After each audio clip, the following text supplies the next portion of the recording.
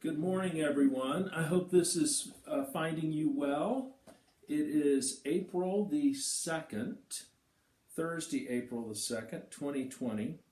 And from the app that I showed you yesterday, which is this thing here with the cross on it, down there in the bottom, I guess, left of your screen,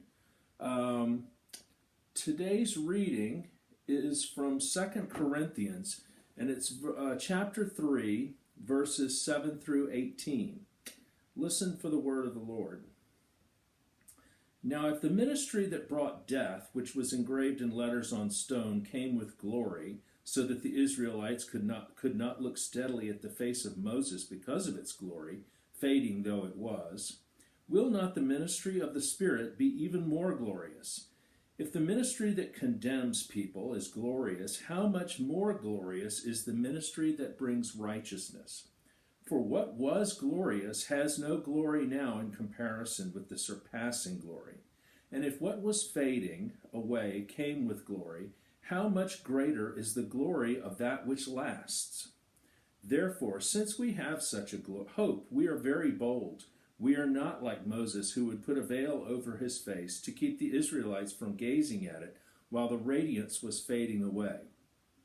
But their minds were made dull, for to this day the same veil remains when the old covenant is read.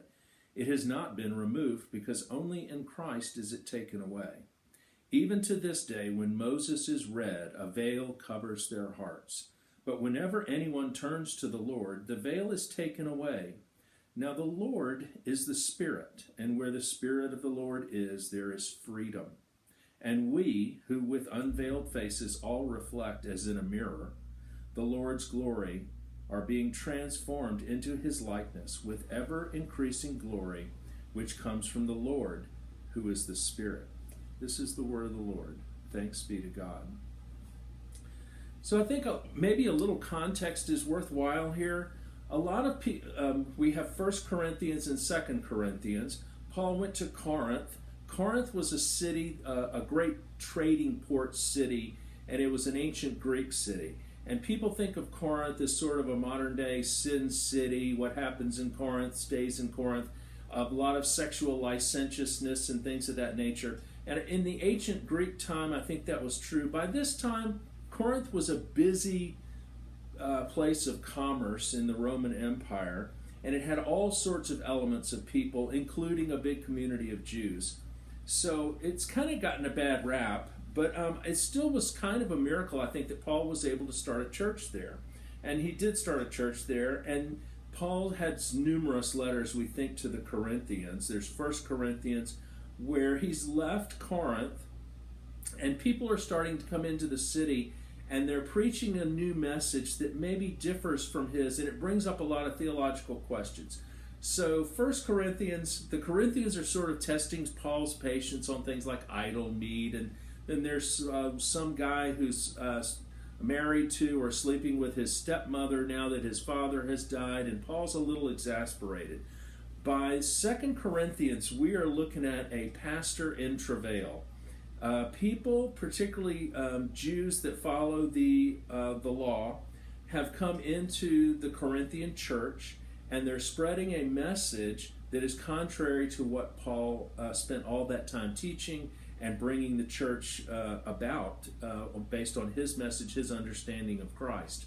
And they're saying we have to follow just the love of God, and justification through the faithfulness of Christ is not enough. It can't be enough. There's got to be more to it. And we as human beings are kind of like that, aren't we? There's got to be more to it. We got to have a measuring rod where we can measure ourselves against other people on whatever issue that it may be.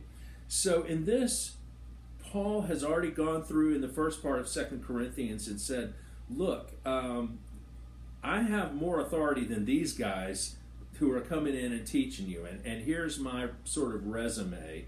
And he's kind of gotten past that now by this point, and he brings up the part where Moses got the old covenant, or the old law. I'll say the old covenant, the old law. And it's Exodus 34, 29 through through 35, where Moses is given the old covenant. And Paul was not a Christian. The word Christian had not even come about until a couple, maybe 300 years later. Paul was a Jew, and it really broke his heart that his fellow Jews didn't see things the way that he did. And he finally did say, okay, my calling is to go to the Gentiles and to preach to the Gentiles, that this message is for them as well. This love of God is for them as well. But I think it really broke his heart that his fellow Jews didn't see things. Paul is talking about the old law being chiseled in stone, where he says this in verse 2, which was engraved in letters on stone. And then he's talking about a new covenant or a new message which is inscribed on hearts. And I think it was Ezekiel who talked about one day our hearts changing from hearts of stone into hearts of flesh. So Paul's talking about sort of a new way of looking at things, the way Jesus taught us, which was a new covenant versus an old covenant. Both are holy. Both are given by God. But Paul says the old covenant, maybe you think of a flashlight. If you're looking into if I'm holding a flashlight and you're looking into a flashlight and it's dark, you may see the light coming at you. But if the sun starts to come up behind me, pretty soon it's going to overwhelm the light from the flashlight. So the new coming glory, the new rising glory of the new covenant simply sort of overshadows the light and the glory of the old covenant. And Paul says that this is necessary, and he now sees, as a devout Jew, that the old covenant has to fade away, because in the old covenant there's no real salvation. And the old covenant, what it has become, is an idol in itself, something that separates us not from the love of God, but separates us from loving God in the way that we're supposed to. We become incredibly obsessed with minutia, following laws and rules and biblical teaching or Torah for them, and we become more obsessed with rule following than we are of accepting other people for who they are and loving them as our neighbors and loving ourselves and loving God.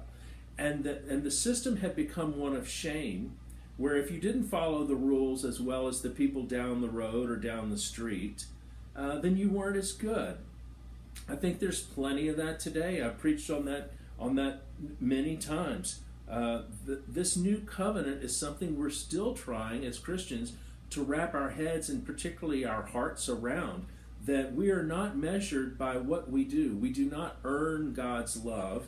We ought not to look down our nose at those people down the street in the way that they do it. That we're all loved by God simply because we're children of God and created by God. And as I said yesterday, we are God's handiwork. Then he talks about the Spirit. And if you remember, we were talking about Nicodemus and then Jesus with the woman at the well. And Jesus told Nicodemus, the Spirit what? The Spirit blows wherever it will. You can't control the Spirit. Jesus said you will neither worship on this mountain nor in Jerusalem. You will worship in spirit. Paul, having never read that, also talks about the Spirit. And this is the Spirit that makes us free. What does that mean when he talks about the new covenant and the Spirit making us free? I think what he means is when we are freed from the obsession of following every rule perfectly, what a burden or a yoke that is around our shoulders and around our neck. We're free not only from that, a system that we are absolutely bound to fail, and there's no salvation in the failure. We're freed from that, but we're also free from the judgment of other human beings. People who would look down their noses at us because we don't do it as well as they do or as perfectly as they do. We don't do it exactly the way they do. We're following the Spirit now. And when we follow the Spirit, we understand that we're creatures made by God in God's image who frankly make mistakes. And we learn from our mistakes, and it's okay to make mistakes. And I think God expects us to make mistakes.